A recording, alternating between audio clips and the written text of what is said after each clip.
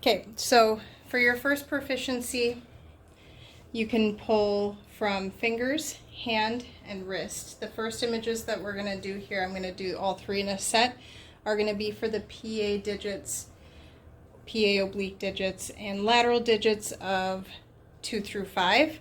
So the first things first that I just want to bring up, since you guys are newer to the X-ray equipment, whenever you start doing an image, make sure that you elevate your table to working height. So the floor portion of the table has that ability to lift your table to a working height. This is going to save you ergonomically as you continue through the program and as you get your profession, I promise you. Okay, and so now your SID for this is 40 inches. Okay, so you want a 40-inch SID, and you're going to be able to look on your machine. If you look straight across here, there's measuring tape that goes up, and that's going to tell you if you're at 40 inches or not. That's what you're going to measure to. I'll take a picture of that to include it in this video at the end so you can see that more clearly. But for the hand position, we're going to just start with a right hand, and I'm just going to let Pla, you can just place your hand directly onto that cassette. And so per Merrill's, you're supposed to center your digit images at the PIP joint, your proximal interphalangeal joint. I tend to teach to center at the MCP because most facilities that I've worked at requires you to get through the entire metacarpal for chances of radiating pain. So just know, for your board's exam and per Merrill's, you want to center to the PIP joint, but I'm going to show you centering at the MCP so that you have more information for the radiologist. So for this image, I'm just going to do the 4th digit, because why not? Big thing here to know is you're going to want to separate the digits, make sure that there's no soft tissue overlap. Again, centering on the MCP, that's the joint right here. And obviously we don't need this much light field for this image, so I'm going to collimate down and collimate side to side. And then take your marker, and I'm just going to put it horizontal above in that light field to make sure that I include all of that anatomy and don't get it covered within that marker. Okay, so for a PA digit, that's all you have to do, 40 inches centered to that MCP to get through the metacarpal. The one thing to keep in mind, if you were doing multiple digits, it's a lot easier if somebody has a traumatic injury. Now, I'm not saying if somebody says, oh, I have arthritis, but if you have somebody that has a pretty gruesome injury, one thing that you can do, if I wanted to have Pla, if I had an order to also do the 2nd digit with that 4th digit, I'm just going to have you lift your hand a little bit. And all I need to do as the tech is I can turn this cassette, because I always want my body part I'm working with to go with the longitudinal axis of the body part, and then just move that to go to the MCP of that 2nd digit. She rests her hand back down, and I'm already automatically ready to go into that 2nd digit projection. Okay, so I could do that on digits 2 through 5. Again, just switching it up depending on what image I needed to take. Just as an example, lift up a little bit for me again. If I wanted to do 5, again, I'm just switching the IR placement a little bit and shifting my machine. And I can collimate down a little bit more on this one because it's a smaller digit, obviously. So really, you can shift between your PA digits really easily.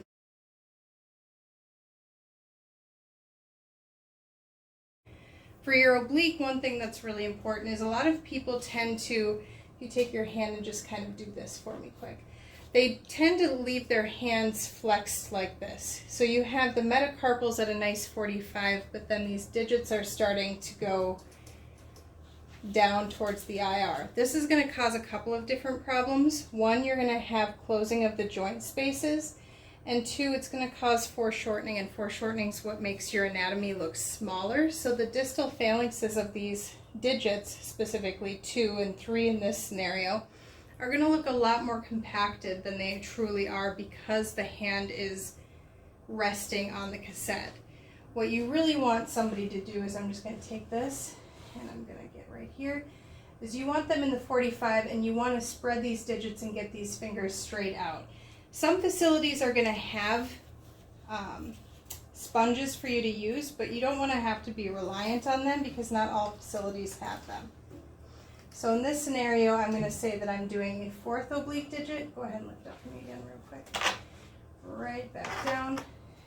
And we're just going to spread those digits around the 4th to try to really isolate that 4th digit. And again, still centering on that MCP.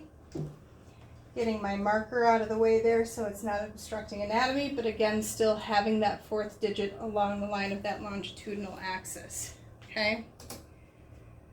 So that would be your oblique 4th digit. And I could do the same thing that I did with my last PA. I could take this and again pick this up a little bit, and I could shift it a little bit.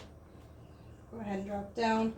And I could just turn my cassette and then just shift what I have spread digits wise and continue to just work my way through the hand depending on what digit I wanted to work on. So in this image, that would be closer to a PA oblique 3rd digit.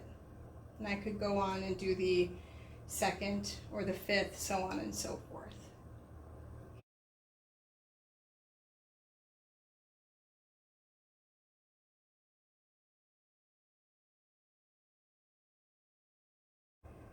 The lateral projection of the digits, go ahead and relax for a minute for me, can get a little bit tricky in the sense that you have to identify whether or not you're going to put the radial side of the hand down or the ulnar side of the hand down. So for, just as reference, the pinky side or the 5th digit side is your ulnar side of the hand, and the thumb is your radial side. A lot of people remember that this is the radial side because it's rad to be an x-ray tech. Nerdy, whatever, but it works. So, thumb side is the radial side, the pinky side is your ulnar side, okay? So if I wanted to do a, let's just do a lateral 4th, let's do a 4th, lateral 4th digit. So I'm going to have pop her hand down, and we want to bend this pinky down, and we want to flex that finger up. So this is where the problem comes in. You can start to see there's a lot of overlap for the proximal portion of that phalange. So I'm going to give my patient a popsicle stick, and she's going to hold on to that with her opposite hand. Other way. Yeah. Here, we're going to do it fancy style. Curl all these down for me. And I'm just going to have her just pick, try to hold this with the other one if you can, and just push back that way, and that will cause that separation so that you can see that whole digit free of superimposition. Again, still centering. Lift up just a little bit for me. Perfect, right back down. I'm just going to shift you towards me just a smidge. And now you can have that full lateral portion of the finger without superimposition of the other digits. Okay?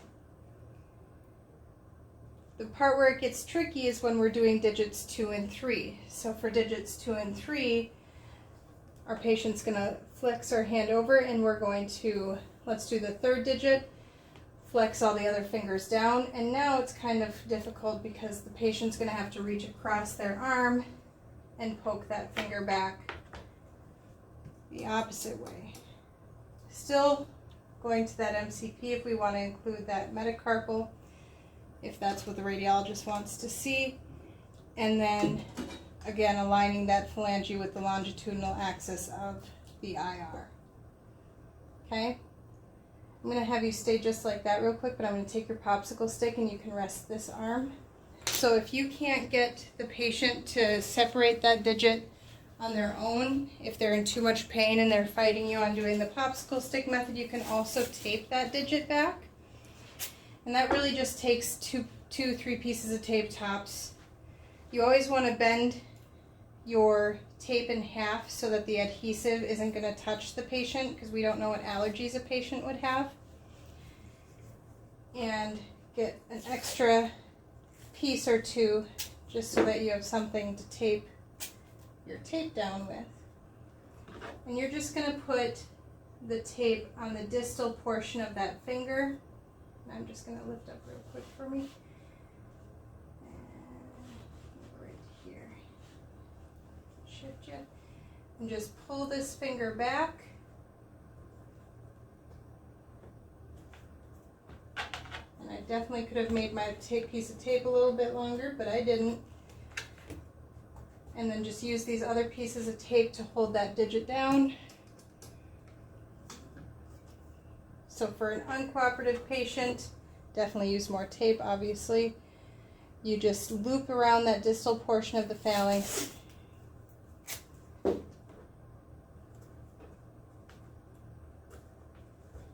And hold that digit back. Okay? Also, don't use this tape. Fabric tape is awful, but we don't have the good stuff here right now. So this is what we're going to work with. Centering to that MCP. And getting that marker within the field. And again, that helps get that superimposition. That occurs proximally on the phalanx out of the way. So that's how you do the PA oblique digits and the lateral digits of 2 through 5.